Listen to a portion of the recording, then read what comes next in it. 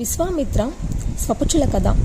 కౌశికీ నదీ తీరంలో దీర్ఘ తపస్సును ముగించుకొని విశ్వామిత్రుడు తన ఆశ్రమానికి తిరిగి వచ్చాడు. భార్యాపుత్రులు క్షేమంగా ఉన్నందుకు సంతోషించాడు.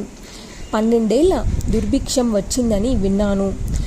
తిండి దొరకక ఎందరెందరో మరణించారట. ఆ కరువు కాలాన్ని నువ్వెలా గడిపావు? నిన్ను పిల్లల్ని అన్నం పెట్టి ఎవరు పోషించారు? తపస్సులో మునిగిపోయి నేను రాలేకపోయాను. వచ్చి మాత్రం నిర్ధనుణ్ణి ఏమి చేయగలగనులే అని ఆగిపోయాను.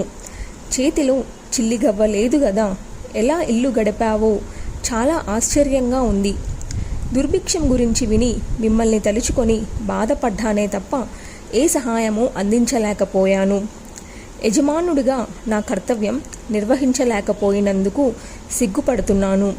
ఇలాంటివి తట్టుకుంటేనే తప్ప తపస్సు సాధ్యం కాదాయే. అప్పట్లో అడవిలో ఏమీ దొరక్క నేను ఇబ్బంది పడ్డాను. ఒకనాడు ఆకలి తట్టుకోలేక ఒక స్వపచుడి గుడిసెలోకి దొంగతనానికి దూరాను. అతడు నిద్రపోతున్నాడోలే అని సడి చేయకుండా ఉట్టి నుంచి కుండ దించి మూకుడు తెరిచాను. వండిన కుక్క మాంసం కనిపించింది. ఏదో ఒకటిలే, ముందు ప్రాణాలు నిలుపుకోవాలి కదా అని తినబోయాను. సరిగ్గా అదే సమయానికి ఆ స్వపచుడికి మెలకువ వచ్చింది. ఎవరు నువ్వు? ఈ అర్ధరాత్రి వేళ ఇంటిలోకి ఎందుకు ప్రవేశించావు? కుండ దింపావు, కారణం ఏమిటి? నిజం చెప్పు అంటూ గదించాడు. సుందరాంగి, ఆ క్షణంలో నిజంగా నాకు నోరు పెగలలేదు. తడి ఆరిపోయింది. ఎలాగో తెముల్చుకొని భయంతో వణికిపోతున్న గొంతుకుతో మెల్లగా అన్నాను. మహాబాగా, నేను బ్రాహ్మణుణ్ణి, తాపసిని. ఆకలి తట్టుకోలేక ఇలా దొంగతనానికి దిగాను. ఈ కుండలో తిండి కనిపించింది. తినబోతున్నంతలో నువ్వు లేచావు. మహానుభావ, నన్ను అతిథిగా భావించు. అనుమతిస్తే ఈ వండిన మాంసం తింటాను, ప్రాణాలు కడబెట్టుకుంటాను. అనుమతించు అని బిక్క చచ్చిపోయి అభ్యర్థించాను. అప్పుడు ఆ స్వపచుడు ఏమన్నాడో తెలుసా? నువ్వు బ్రాహ్మణుడివి, అగ్రజన్మ నీది. నేను చండాలుడిని. మా ఇంటిలో మాంసం నువ్వు తినడానికి వీలు లేదు. మానవ జన్మయే దుర్లభమంటారు. అందులోనూ ద్విజత్వం మరీ దుర్లభం. ద్విజుల్లోనూ బ్రాహ్మణత్వం అంతకన్నా దుర్లభమంట. నీకు ఈ మాత్రం తెలీదా? దుష్టాహారం నువ్వు తినకూడదు. కర్మలను బట్టి 7 జాతులను అంత్యజులుగాను అగ్రాక్షులుగాను చెప్పాడు ధర్మశాస్త్రకర్త మనువు. కర్మచేత నేను స్వపచుణ్ణి కనుక త్యాజుడిని. కాబట్టి నువ్వు మా ఇంటిలో ఏమీ తినడానికి వీలు లేదు. నీకు ఇంత పెట్టడానికి లోభించి నేను ఇలా నివారిస్తున్నానని భావించకు. వర్ణశంకర దోషం నీకు రాకూడగాక అనేది నా ఆకాంక్ష.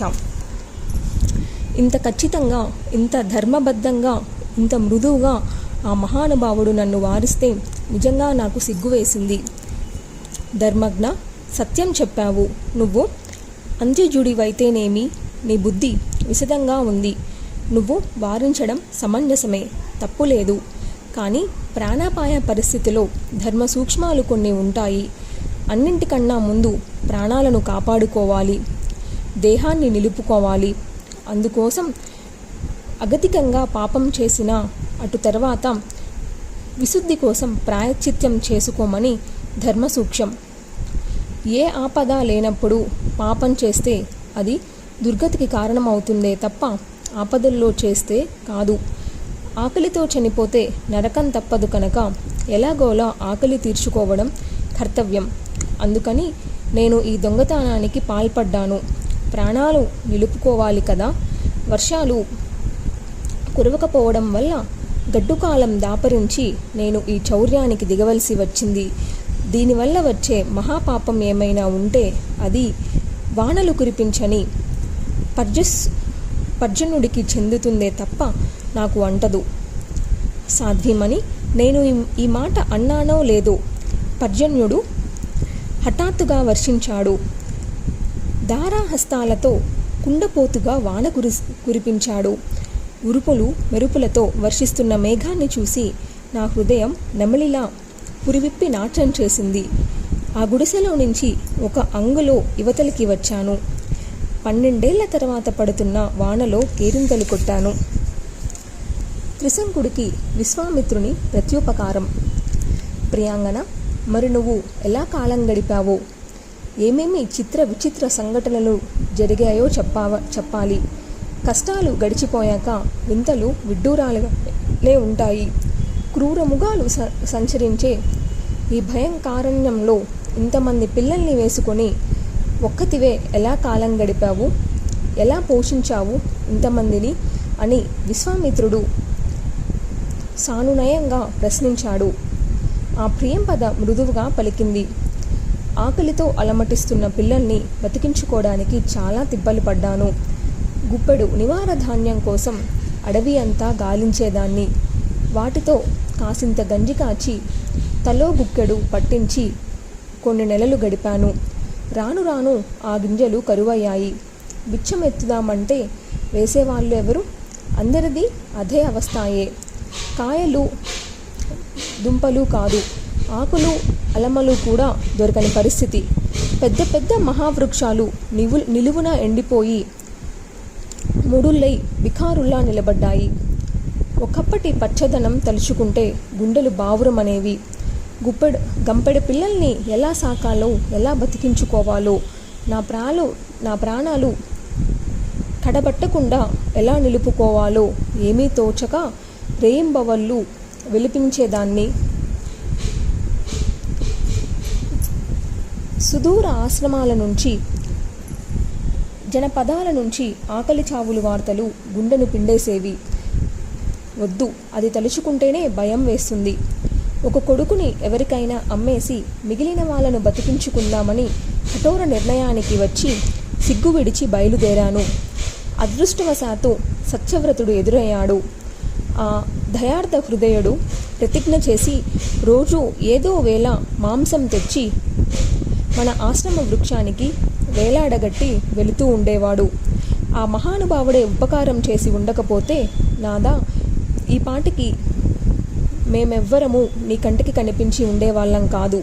మా అందరి ప్రాణాలు నిలబెట్టిన దయామయుడు ఆ సత్యవ్రతుడు. మన వల్లనే అతడికి వశిష్ఠ శాపం తగిలింది. ఒకనాడు ఏ జంతువు దొరకక వశిష్ఠుల వారి పాడు ఆవును సంహరించాడు సత్యవ్రతుడు. దానికి కోపించి ఆ మహర్షి త్రిశంకుడి వైపోమని, చండాలుడిగా మారిపోమ్మని శపించాడు. ఇది తెలిసి నేనెంతగానో దుఃఖించాను. నన్ను నా పిల్లల్ని పోషించడానికి గదా ఇతడు నానా అవస్థలు పడి శాపానికి గురి అయ్యాడు అని లోలోపల నలిగిపోయాను. ప్రత్యుపకారం ఏమీ చేయలేని అశక్తురాలిని. స్వామి, నువ్వు తపోబల సంపన్నుడవు. ఏదైనా ఉపాయం ఆలోచించు. ఎలాగోలాగా అతడిని రక్షించు. ప్రత్యుపకారం చేస్తే కొంతలో కొంత రుణ విముక్తి. బామిని, ఊరడిల్లు. ఎన్ని కష్టాలు పడ్డావు. ఇదంతా నేను లేకపోవడం వల్ల జరిగింది. పోనీలే, అయ్యిందేదో అయ్యింది. నువ్వన్నట్టు త్రిశంకుడికి ప్రత్యుపకారం చేస్తాను. నా తపో విద్యాబలంతో శాప విమోచనం కలిగిస్తాను అని మాట ఇచ్చి విశ్వామిత్రుడు తన ధర్మపత్నిని ఓదార్చాడు. ఏ ఉపకారం చేయాలి, ఎలా చేయాలి అని ఆలోచిస్తూ విశ్వామిత్రుడు ఆ మర్నాడే అయోధ్యకు బయలుదేరాడు. దారిలో త్రిశంకుడు స్వపచాకారంతో దీనవదునుడై ఎదురువచ్చి సాష్టాంగపడ్డాడు. విశ్వామిత్రుడు ఆత్రంగా లేవనెత్తి గుచ్చి కౌగులించుకున్నాడు. సాంత్వనవచనాలు పలికి, రాజేంద్ర, నా కోసం నువ్వు శాపానికి గురి అయ్యావు. ఏమి కావాలో కోరుకో, ప్రత్యుపకారం చేస్తాను అన్నాడు. త్రిశంకుడి కళ్ళల్లో సన్నటి మెరుపు మిలమిలలాడింది. కౌశిక మహర్షి, ఒకానొక యజ్ఞం చేయించమని మా కులువు గురువు వశిష్ఠుల వారిని అభ్యర్థించి భంగపడ్డాను. దయచేసి నువ్వు చేయించు. నేను ఈ శరీరంతోనే స్వర్గానికి వెళ్ళాలి. నీ ఇష్టం. ఏ యజ్ఞం చేయిస్తావో, ఎలా చేయిస్తావో. అవసరమైన సంబరాలన్నీ సమకూర్చుకుంటాను. ఇలా కోరినందుకు వశిష్ఠుడు కోపించి తిరస్కరించాడు. పోనీలే, చేయగలిగిన మరొక పురోహితుణ్ణి వెతుక్కుంటాను, అనుమతించమన్నాను. దానికి అలిగి ఈ స్వపచాకారం త్రిశంకుత్వం ప్రసాదించాడు. ఏమీ దాచకుండా జరిగింది జరిగినట్టు నీకు విన్నవించాను. నా దుఃఖం తీర్చు. కోరిక సాధ్యం చేయగల సమర్థుడివి నువ్వే. దయచూపించు. ఇదే నేను కోరుకునే వరం అని అభ్యర్థించాడు త్రిశంకుడు. శాపాన్ని మరల్చడం ఎలాగా అని ఆలోచనలో పడ్డాడు కౌశికుడు.